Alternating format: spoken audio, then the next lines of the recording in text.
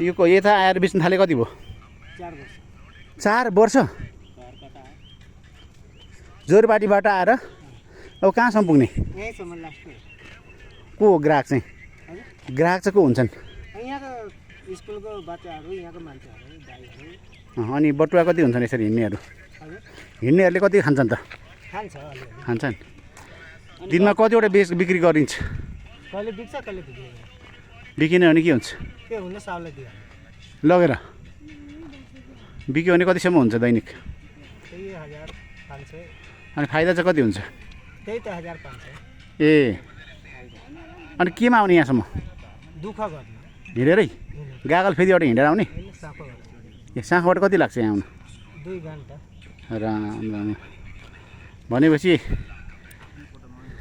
Ice cream बेचेर गुजारा चलेछ? कतिजना परिवार? 5 जना धानी राखिएछ? ल धन्यवाद भाइ। एउटा भिडियो बनाइयो ल।